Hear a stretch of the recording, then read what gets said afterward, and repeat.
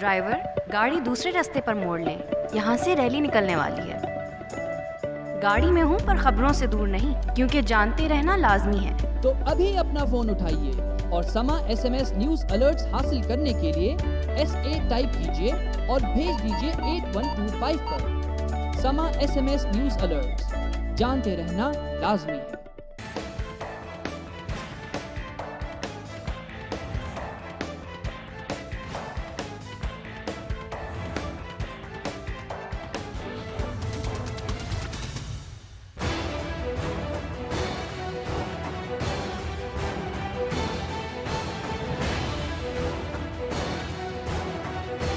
नाज़रीन, ब्रेक के बाद एक दफ़ा फिर आपको कहते हैं खुशामदीद। प्रोग्राम हम लोग, और आज के प्रोग्राम में हम आपकी खिदमत में असल हक़ाइक़ पेश कर रहे हैं इस स्टोरी की कि जिसमें दो बहनें रुबैका यूसुफ और अक्सा यूसुफ ने अपने पड़ोस में रहने वाले नौजवान उस्मान, अवैस और साजिद पर यह इल्ज़ाम लगाया कि उन्होंने भरे बाज़ार में दिन दहाड़े उन पर तशद्दुद किया और उस तशद्दुद के नतीजे में वो ज़ख्मी भी हुई और अहले मोहल्ला वहाँ पर खड़ा ये तमाशा देखता रहा। अब जो उनका कहना है वो उस पर अभी तक कायम है। दूसरी जानिब जब हमने जाकर नामज़द मुल्ज़िमान के अहले खाना से बात की तो उनका ये कहना था कि सरासर झूठ है। अब हम मौजूद हैं पुलिस स्टेशन में और यहाँ पर हमारे साथ अवैस हैं, उस्मान हैं और साजिद हैं। इनसे हम पूछते हैं। सबसे पहले मैं अवैस से शुरू करता हूँ क्योंकि अवैस पर दोनों बहनों का इल्ज़ाम है कि जी अवैस ने सब किया। अवैस एक आवारा लड़का है। अवैस पहले भी उनको आवाज़ें कसता था, तरह तरह के जुमले कहे जाते थे और अपने साथियों को भी, दोस्तों को भी लेकर आता था और फिर धमकियाँ देता था कि अगर हमारी बात ना मानी तो जो नतीजा होगा उसके लिए ज़िम्मेदार आप खुद होंगे।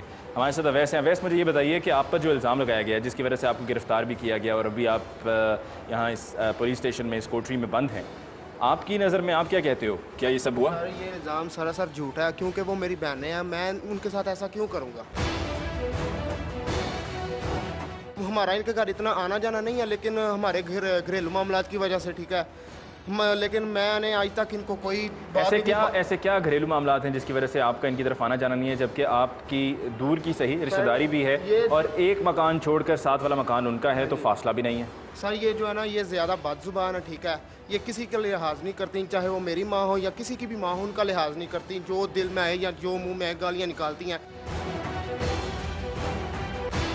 उनका ये कहना है कि जी आप ये कह रहे हैं कि किसी से भी मामला हो तो वो झगड़ती थी। वो कहती हैं कि जी आप सिर्फ उनको ही नहीं बल्कि और भी इलाके में ऐसे लोग हैं जो आपसे तंग हैं, आप उनके साथ भी कुछ ऐसा ही करते रहे और लोग आपके डर खौफ की वजह से कुछ कहते नहीं हैं। किसी से भी मोहल्ले में जाके पूछ ले, मेरा किसी से भी आप खुद जाके पूछ ले, उनका तो कहना है, वो तो कुछ भी कह रही हैं।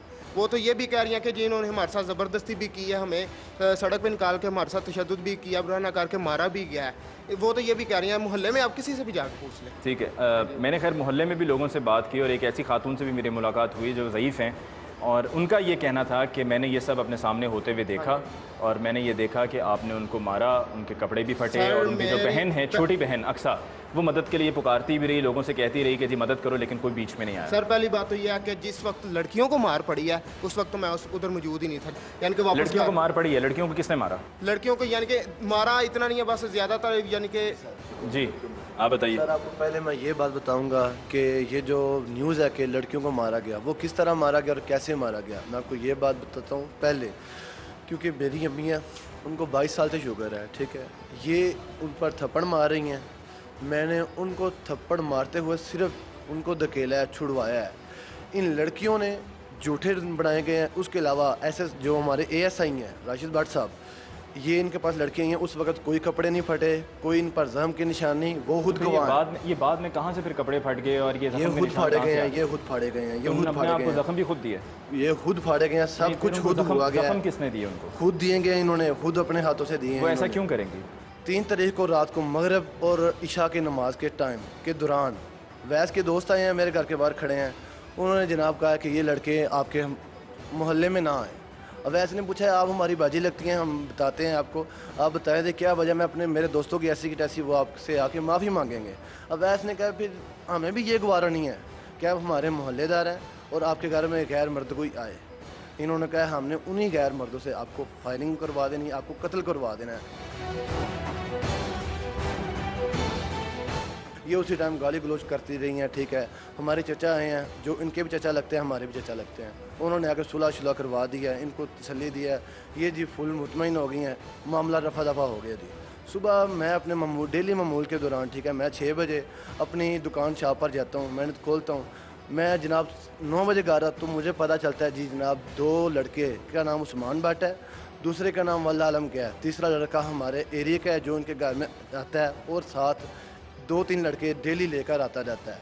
ये तीनों लड़के हमारे घर में दस्तक देते रहे हैं और कहते रहे हैं मैं उस्मान भट्ट हाँ, लड़कों को निकालो। उन्होंने बहुत ज़्यादा ज़्यादती की है हमारी माँ बहनों के साथ, लड़कों को बाहर निकालो। हमने आज उसकी लाशें बिछा दी। उस्मान तो आपका नाम भी है जी। जब हमें ये बात पता चली है हमने माँ को पूछा, हमारी माएँ बिल्कुल खौफजदा हैं, वो रो रही हैं। उन्होंने हमें नहीं बताया, अहले मोहल्ला ने सारी बात बताई है।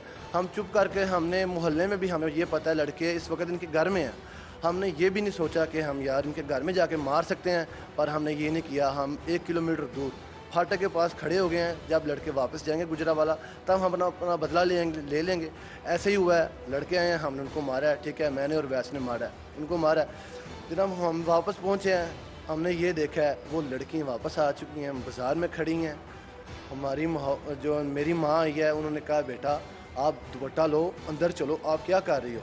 उन्होंने जनाब ये नहीं देखा कि मेरी माँ की उम्र क्या है।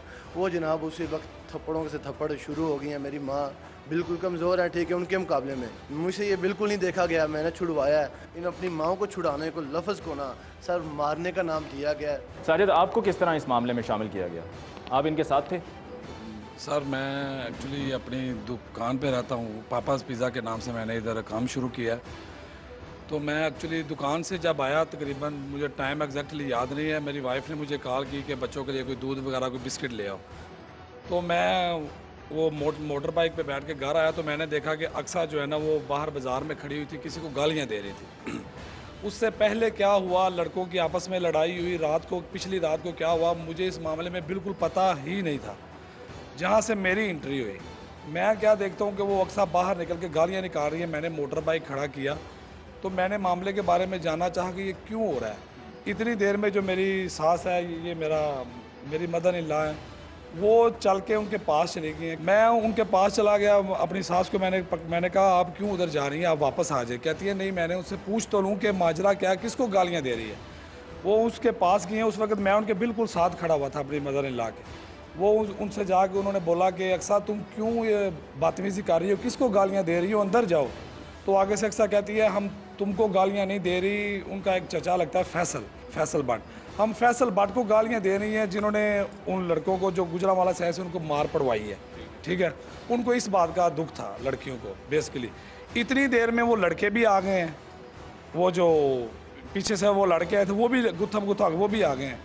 इतनी देर में पता नहीं क्या हुआ, मेरी सास ने उनको ये बोला कि आप अंदर चली जाओ, और मामला फिर वहाँ से बढ़ गया। अच्छा मुझे वैसे ये बताएं कि इनके ख़िलाफ़ अगर इनके हवाले से आपकी पहले भी बदमज़गी इनके साथ रही है, ठीक है, इख्तलाफात पहले भी थे, तो ये मामला अब जाकर क्यों सामने आया है? पहले क्यों नहीं आप लोगों ने इसका कोई हल तलाश किया या सुलह सफाई की या कोई और इसका कोई तरीका निकालते कि मामला जो है वो दब जाता, इस तरह से इस मामले को उछाला ना जाता? सर पहले तो बात ये है कि पहले भी हमने बहुत कोशिश किया, मेरे अब्बू ने, मेरी अम्मी ने, लेकिन वो कहती थी हमारा आपके साथ कोई रिश्ता ही नहीं है। ठीक है, अब इस वजह से वो चुप हो जाती थी। पहले हमारे चाचू फैसल इधर नहीं होते थे। नहीं, वो ये भी कहती हैं कि जी आपके वाले साहब या आपके घर वाले, आप सबके घर वाले जो हैं वो इसमें शामिल हैं, इसमें उनको बल्कि आप लोगों को जो है सर इसमें अगर हौसला अफजाई करते रहें। सर इसमें अगर शामिल होते ना तो अब तक हमने भी दरख्वास्त दे देनी थी। सिर्फ हमारे माँ बाप ने ये कहा है कि हम वो हमारी बेटियाँ हैं, हमने नहीं उन पर दरख्वास्त देनी, इसी वजह से हम इधर। छोटा सा जवाब आपने जो सवाल किया है कि अभी ये मामला क्यों सामने आया है, सर ये मामला आज तक भी अभी भी नहीं था आना, क्योंकि हमें जो माँ बाप ने सिखाया है उन्होंने कहा ये बेटियाँ हैं, ये हमारी भी बेटियाँ लगती हैं, आपने कभी इन पर कुछ नहीं इल्ज़ामात लगाने, कुछ भी नहीं करना। ठीक है, लेकिन अब ये क्यों आया, वो अच्छा, क्यों आया, वो मुझे सिर्फ बताएं इन कि लड़कियों मामला की भी वजह सामने से आ चुका है। इन लड़कियों की वजह से वो ये कहती हैं, अपील करती हैं जी इंसाफ इंसाफ के लिए। सीएम पंजाब शहबाज शरीफ साहब ने जाके उनसे मुलाकात भी की है, उनके घर आए, और आप भी कह रहे हैं कि जी आप बेगुनाह हैं, तो फिर इंसाफ आपकी नज़र में किनको मिलेगा? उनको मिलेगा या आपको मिलेगा? सर ये तो अब हम जानते हैं हमें मिलेगा इंशाल्लाह। लड़कियाँ जब आई हैं एएसआई साहब के पास आई हैं, बिल्कुल साफ़ आई हैं, कोई कपड़े फटे नहीं हैं, नाम निशान है। एएसआई साहब ने कहा है कि आप जुम्मे वाले दिन आएँ, ठीक है, जुम्मे वाले दिन आप आएँ, आपकी ना सुलह करवा दी जाएगी, लड़कियों का भी बयान सुने जाएंगे। ठीक है जी। नाज़रीन, आपने सुना कि अवैस, उस्मान और साजिद तीनों नामजद मुलजमान हैं, ज़ेर हिरासत हैं, लॉकअप में हैं, और इनका भी यही कहना है कि जी हम ये उम्मीद लगाए बैठे हैं कि हमें इंसाफ मिलेगा, हम बेगुनाह हैं। अब पुलिस का वर्जन क्या है, ये पूछने के लिए हमारे साथ DSP साहब हैं, अमजद साहब ये बताइएगा कि आपने अब तक CM साहब भी आए, 72 घंटे का टाइम दिया गया कि तहकीकाती टीम बना दी गई है, तहकीकात हो रही है, तहकीकात के मुताबिक अब तक आपके सामने क्या हक़ाइक़ आए हैं? ये मुद्दइया की पर्चा दर्ज रजिस्टर करने के बाद इन्हें हमने गिरफ़्तार किया है और तफ्तीश जारी है, और तफ्तीश इंशाल्लाह मेरिट पर होगी, उसमें जो भी हक़ाइक़ होंगे वो सामने। अब तक आपके सामने तफ्तीश में क्या आया है? क्योंकि इनका ये कहना है कि जी ये मामला सारा ख़वातीन की तरफ से, उन दोनों बहनों की तरफ से शुरू किया गया था, हमारा इसमें कोई ताल्लुक़ नहीं था। लड़के जो थे उनके जानने वाले वो आए, उन्होंने चूँकि बदतमीज़ी की इनके अहल खाना से, इनकी वालदा से, तो फिर उसके रिएक्शन के तौर पर इन्होंने फिर लड़कों के साथ झगड़ा किया। ये लड़कों के साथ इनका आपस में झगड़ा हुआ, उसके अलावा ख़वातीन का भी झगड़ा हुआ। लेकिन ख़वातीन को क्या इन्होंने ख़वातीन पर तशद्दुद किया या नहीं? वो हम पूरी तफ्तीश करने के बाद इंशाल्लाह उसे सामने लाएंगे, जो भी हक़ाइक़ होंगे। अभी तफ्तीश जारी है। ठीक है, लेकिन इस मामले को काफ़ी दिन हो चुके हैं अमजद साहब, और इनका ये कहना है कि ये जब वाक़या हुआ तो उसके बाद बहनें जो हैं वो यहाँ पर आई और इन्होंने दस्तखत किए। दस्तखत हुए, कोई दस्तखत हुए थाने में? जो इनका मौक़िफ़ है वो भी हम नोट कर रहे हैं, जो उनका वर्शन है वो भी हमने वर्शन कर रहे हैं, और इसमें जब हम नतीजा जो है बिल्कुल जो इंसाफ होगा, मेरिट होगा, उस पर फाइनल होगा। ठीक है। अच्छा, एक और चीज़ यहाँ पर जो हमें पता चली वो ये है कि ख़वातीन, ये दोनों बहनें जो हैं वो सुनने में आया कि बदतमीज़ हैं, तलखलामी करती हैं, लोगों से झगड़ती हैं, और इस मामले में भी इनसे इसी वजह से झगड़ी कि ये चूँकि साथ ही रहते थे तो काफ़ी जो कुछ भी हो रहा होता था वो सब इनकी नज़रों में भी होता था, उनकी नज़रों में भी होता था। तो इस वजह से बात बढ़ती बढ़ती फिर ख़वातीन से शुरू हुई और फिर मध्यरात बीच में हुए। आपके सामने इनका मौक़िफ़ भी आ गया, उनका मौक़िफ़ भी आ गया। लड़कियों का मेडिकल हुआ? हाँ जी, मेडिकल। लड़कियों के मेडिकल में क्या पता चला कि क्या वो तशद्दुद खुद से किया उन्होंने या किया गया है? वो उसमें तशद्दुद के निशानात हैं। वो तशद्दुद के निशानात क्या उस दिन से ही हैं कि जब ये एप्लीकेंट आपके पास आए थे, या तशद्दुद बाद में हुआ है? नहीं, वो जो है ज़ाहिर है वो हमने डॉक्यूमेंट जारी किया और उसके बाद मेडिकल आया, उसे हम वेरीफाई कर रहे हैं। तारीख के एतबार से तशद्दुद किस तारीख को? नहीं, वो जो 4 तारीख का वक़ूआ है उसी दिन उनका डॉक्यूमेंट जारी करके। तो ये मैं समझने से कासिर हूँ, ये कैसा तशद्दुद है कि जो 4 तारीख का वाक़या है और जाकर 7 तारीख को तशद्दुद जो है उसके निशानात बिल्कुल वैसे के वैसे ही हैं कि जिस तरह भी हुआ हो? नहीं, मेडिकल जो होता है ना, वो हम नहीं उस हवाले से कुछ कह सकते, वो तो डॉक्टर ही राय दे सकता है, और डॉक्टर को ही राय देनी चाहिए। हम तो इसीलिए आपसे अर्ज़ कर रहे हैं कि हम इसे पूरे मामले को वेरीफाई कर रहे हैं और इन्वेस्टिगेट कर रहे हैं। इन्वेस्टिगेशन के बाद हम बिल्कुल इस पर ये यकीन दहानी कराते हैं कि मुकम्मल इंसाफ और मेरिट होगा। ख़वातीन हैं वो भी हमारी बच्चियों की तरह हैं, जो इनकी माँ बहनें हैं वो भी हमारी माएँ और बहनें हैं। तो ये हम आखिरी सवाल ये बताएं कि ये रिपोर्ट कब तक आ जाएगी, तहकीकात कब तक मुकम्मल हो जाएंगी? नहीं, इंशाल्लाह 2-3 दिन में हम ये फ़ाइनल कर लेंगे, चूँकि मैंने आपसे अर्ज़ किया कि इंक्वायरी हो रही है। चूँकि मैं आज एडिशनल IG साहब तशरीफ़ लाए थे, उनके साथ DIG से 2 DIG साहबान थे, वो भी इंक्वायरी कर रहे हैं। प्रेशर खासा है? नहीं, प्रेशर क्यों, इंसाफ में कौन सा प्रेशर। ठीक है, बहुत बहुत शुक्रिया अमजद साहब, थैंक यू सो मच। जी, हमारे साथ थे अमजद साहब, DSP हैं, और उनसे हमने पूछा कि केस की क्या तफसील है, क्या हक़ाइक़ सामने आए हैं। और इससे पहले हमने मुल्ज़िमान के अहल खाना से बात की, जो मुद्दई हैं दोनों बहनें रुबैका और अक्सा, उनसे भी हमने तफसीली बात की, और आपने भी ये सब सुना कि जी किसने क्या कहा, किसने किस पर क्या इल्ज़ाम लगाया, जवाब में क्या कहा गया, पुलिस का क्या वर्जन है।